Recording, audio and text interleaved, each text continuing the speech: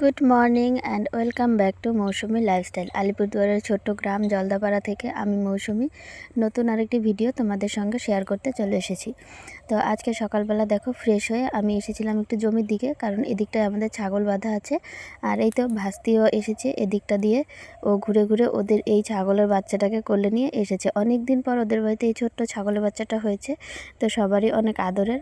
আমরাও যাই কোলে নেই, খুব ভালো লাগে অনেক দিন পর। আর আমাদের ছাগলটাও হয়তো কদিন পর বাচ্চা টাচ্চা দেবে, তখন আমরাও আরেকবার কোলে নিয়ে ঘুরতে পারবো। তো ও আসলো। আর এই তো দেখো আমাদের গাছের ফুলগুলো তোমাদেরকে দেখাবো ভাবছি, কিন্তু দেখাতেই পাচ্ছি না। এবার একদমই অল্প পরিমাণের ফুল হয়েছে, অন্যবারের তুলনায় একদমই কম, যেহেতু বন্যা হয়ে গেছে। তারপর গাছ লাগানোর পর গাছ ভালো হয় না। এই গাছগুলো কীরকম ছোট্ট ছোট্ট হয়ে আছে, না হলে এই গাছগুলো অনেকটা বড় হতো আর এখানে অনেক পরিমাণ ফুল ফুটতো।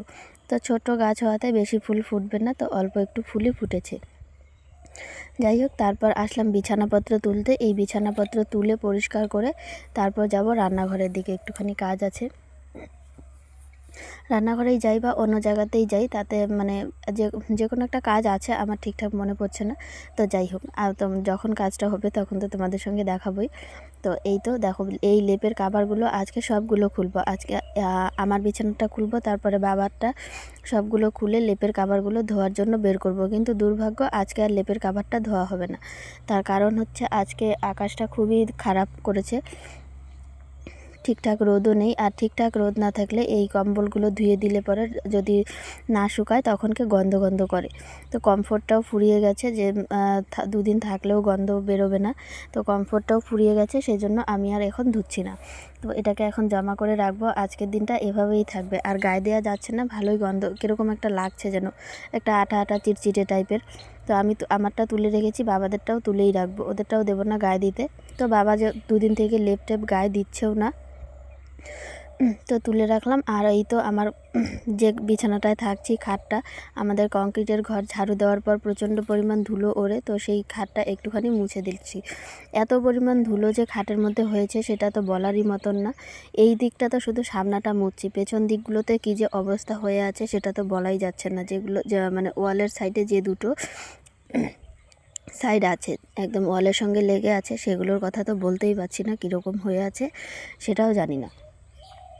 তো এই সামনাটাই আমি মুছে মুছে দিই, পরিষ্কার করে দিই। আর ফুল ঝাড়ু দিয়ে দিলেও সুন্দর করে পরিষ্কার হয়ে যায়। তো তারপর আসলাম, এই তো বৌদিদের এই গাছটা মরে গেছে। তো এই গাছটা দাদা তো বাড়িতে নেই, দাদা বাড়িতে থাকলে কবেই কাটা হয়ে যেত। আর আজকে হচ্ছে এই কাকাকে ডেকে এনেছে পাশের বাড়ি বৌদি, তো গাছটা কেটে দেওয়ার জন্য। ওই দেখো গাছটা অনেকটা লম্বা, সুপারি গাছ 2-3টে পেঁচিয়ে আছে।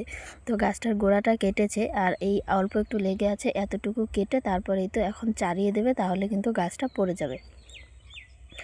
গাছটা পড়ে গেলেই একদম ফাঁকা হয়ে যাবে, কত সুন্দর জায়গাটা, বৌদির খড়িও বেরিয়ে যাবে আর মরা গাছও কাটা হয়ে গেল। মরা গাছ নাকি বাড়িতে মানে ঘুম থেকে উঠে দেখা ভালো না, সেই জন্য বৌদি কেটে দিল আরও তাড়াহুড়ো করে। তো তারপর যাই হোক, আজকে আরও এক বাদা সুপারি আমি পেরে নিয়েছি। যে কাকা এসেছিলো উনি আমাদের কয়েকটা গাছে কতগুলো পাকা সুপারি ছিল ওইগুলো পেরে দিয়েছে। আর একটা গাছে আধ পাকা ছিল, মোটামুটি সুপারিটা নষ্ট হয়ে যাচ্ছিলো। তো সুপারিটা আমি ওইটা পেরে নিয়েছি, পেরে নিয়ে এখন আসলাম সুপারিগুলো কেটে একদম শুকাতে দিতে। তো এই সুপারিগুলো আমি পেরেছি আগেই। আর এই তো দেখো 1 কিলো পরিমাণ বড়ই, এখানে শুকনো বড়ই আরও আছে, একটা বড় ডালা দিয়ে বড়ই আছে। তো যাই হোক, এই সব কিছু রোদ্রে মেলে দিতে দিতে তারপর আমার মা আমাকে পাঠিয়ে দিল রান্নাঘরে রান্না করার জন্য। তো এখন আসলাম আমি মশলা বাটতে, মাছের ঝোল রান্না করব। কি বলে, বাদাম আলু দিয়ে মাছের ঝোল রান্না করব। আগেই মশলাটা করে নিচ্ছি, ভাত বসিয়ে দিয়েছি, অনেকটা বেলা হয়ে গেছে। তো মা বলছে যে তুই আজকে রান্নাটা করে নে, আমি ধানগুলো আজকে শুকিয়ে তুলে ফেলি একবারে, না হলে মায়ের একবারে খাটনি হয়ে যাবে, একদিকে রান্না আরেকদিকে ধান। আমি তো ধান নাড়তে পারি না, আমার পা প্রচণ্ড পরিমাণ চুলকায়, তো সেজন্য আমি ধান নাড়াঘাটা কোনো কিছু করি না। ধানের কাছে সব কিছু মা করে, আর আমি এদিকে রান্নাঘরটা এই যে রান্নাটা করে বসিয়ে দিচ্ছি। আমি এই তরকারি বসানোর আগে বেগুন ভেজে নিয়েছি, ভাত নামিয়ে বেগুন ভেজে তারপর এই তরকারি বসালাম। পেঁয়াজ ফোড়ন দিয়ে বাদাম আলু দিয়ে মাছের তরকারিটা আজকে রান্না করব। তো আলুটা একটুখানি ভাজা ভাজা করে নিয়ে তারপর মশলা টশলা দিয়ে সব কিছু দিয়ে সুন্দর করে কষিয়ে মাছের ঝোলটা বানাবো। আজকে আমি অনেক দিন পরেই রান্না করছি, মোটামুটি 2 মাস পর। তো অনেক দিন পর রান্না করলে যা হয় আর কি, ঠিকঠাক সব কিছু গুলিয়ে যাচ্ছে, ঠিকঠাক করে বুঝতেই পারছি না কখন কি করব কি না করব। আর চুলায় আজকে যেহেতু রান্না বসিয়েছি, আর আজকে বাইরে কিন্তু হাওয়া দিচ্ছে, সেই হাওয়া দেওয়ার কারণে দেখো এদিক দিয়ে কিন্তু ধোঁয়াটা আসছে, আর আমার চোখে মুখে প্রচণ্ড পরিমাণ ধোঁয়া লাগছে, সেজন্য আমি ঠিকঠাক দেখতেও পাচ্ছি না। আর এত ধোঁয়া লাগলে আমার প্রচণ্ড পরিমাণ প্রবলেম হয়, আর মশলার গ্যাসে এমনিতেও আমার খুব অসুবিধা হয়। তো যাই হোক, কী আর করা যাবে, কোনো কিছু করার নেই। আমার মশলা কিন্তু অলরেডি কষানো হয়ে গেছে, আমি দিলাম মশলাটা দিয়ে, নুন টুন দিয়ে সব কিছু দিয়ে মশলা কষিয়ে তারপর দেখো ঝোল দিয়ে দিয়েছি। আর এই তো এখন মাছ দিয়ে দিচ্ছি। আর এদিন মাছ যখন বাবা কিনে এনেছিল তখন দেখলাম মাছ কাকু মাছ কেটে দিয়েছে, লেজটাকে দুফাল্টা করে দিয়েছে, কীরকম যে সিস্টেম করেছে। তো দেখো আজকে আমি কিন্তু প্রথমবার চাটনি বানিয়েছি, টমেটো দিয়ে বড়ই দিয়ে চাটনি, কোনো মশলা টশলা ছাড়াই বানিয়েছি, কিন্তু চাটনিটা খেতে দারুণ হয়েছে। আর এই তো বেগুন ভাজা, আর এই হচ্ছে আমার তরকারি কালারটা এখানে যেরকম দেখতে লাগছে আসলে কিন্তু সেরকম হয়নি, আরও সুন্দর কালার হয়েছে। তো যাই হোক, সব কিছু রাখা আছে, বাবাকে খাবার দিয়েছি, খাবার দিয়ে আমি আর মা পরে খাবো স্নান করে। তো মা এই যে দেখো ধান শুকিয়ে তুলে ফেলেছে, আর এই তিরপালগুলোতে দেখো কি পরিমাণ ধুলো, এই দুটো তিরপাল এখন ভাঁজ করে তুলবো। তো এই হচ্ছে নীলটা, এটা ভাঁজ করা হয়ে গেছে, আমি উঠানের চেয়ারগুলো তুলে ফেলছি। এর তিরপালটা মা এখন ঘরে রাখবে, তারপর ওই কালো তিরপালটা ভাঁজ করে সুন্দর করে তুলে ফেলবো, তাহলে কিন্তু একবারে পরিষ্কার হয়ে যাবে। সব থেকে বেশি ধুলো দেখো কালো ত্রিপালটার মধ্যে বোঝা যাচ্ছে, নীল ত্রিপালটায় কিন্তু বোঝা যাচ্ছে না। আর এগুলো কিন্তু বন্যা ভাসা ধান, লাস্ট ধান ছিল আমাদের, এতটুকুই ধান হয়েছিল আমাদের, আর কোনো ধান নেই। এবছরের নামে হয়তো আমাদের ধান সেদ্ধ শেষ, কিন্তু বোরো ধান যখন লাগিয়েছে জানি না বোরো ধান খাওয়া যাবে কি না, সেদ্ধ করলে কীরকম কী লাগবে।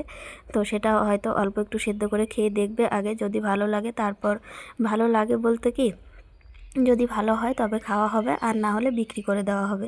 তো ধান সেদ্ধ তো শেষ হয়ে গেল আমাদের। আর বন্যা ভাসা ধান, মা প্রচণ্ড পরিমাণ কষ্ট করে ধানটা সেদ্ধ করেছে, যত পরিমাণ চোচা বেরিয়েছে ঠিক তেমন ধুলো বললে ভুল হবে, একদম বন্যার জলের মতন কাদা বেরিয়েছে। তো যাই হোক, আমার মায়ের সঙ্গে ওইটুকু হেল্প করা শেষ, আমি এখন উঠানটা ঝাড় দেব, ঝাড় দিয়ে স্নান টান করে তারপর যাব ভাত খেতে। মা চলে গেছে স্নানে, মা স্নান করে, না মা এখনও স্নানে যায়নি, বাবা মা আর দুজনে মিলে ধানের এই বস্তাগুলো তুলে রেখে তারপর যাবে।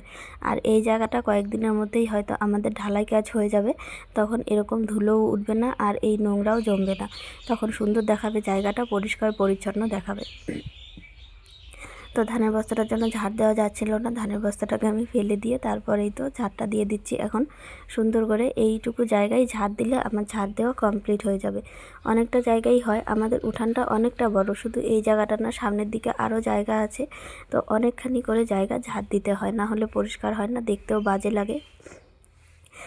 তো যাই হোক, আমার ঝাড়ু দেওয়া শেষ, স্নান করা শেষ, মা ঠাকুর পূজা দিয়েছে আজকে, তো আমি ঠাকুর পূজা দিতে আজকে আর যাইনি, অনেকটাই দেরি হয়ে যাচ্ছিল। তো তারপর আসলাম ভাত খেতে, এখন ঠিক 3:30 বাজে, এখন আসলাম ভাত খেতে। তো এই বেগুন ভাজা আর শশা দিয়ে ভাত খেতে আমার দারুণ লাগে। তো শশাটা আমি অল্প একটু কেটে নিয়েছি আমার জন্য, মায়ের জন্য, আর এই বেগুন ভাজা শশা কুচানো দিয়ে ভাত খাচ্ছি। এই তো হচ্ছে মাছের তরকারি, দেখো যে লেজটার কথা বলেছিলাম, লেজটা দুফাল্টা করে নিয়েছে, তো সেই লেজটা এই মা নিয়েছে দুজনের জন্য দুফাল্টা। তো এই হচ্ছে খাওয়া দাওয়া। আর বাদাম আলুর তরকারি আজকে কিন্তু অনেক দিন পর রান্না করলো, আমি রান্নাটা বেশ ভালোই করেছি, নিজেই নিজের প্রশংসা করছি, বলা যান হাসিও পাচ্ছে, নিজের প্রশংসা নিজেই করছি, কি আর করা যাবে।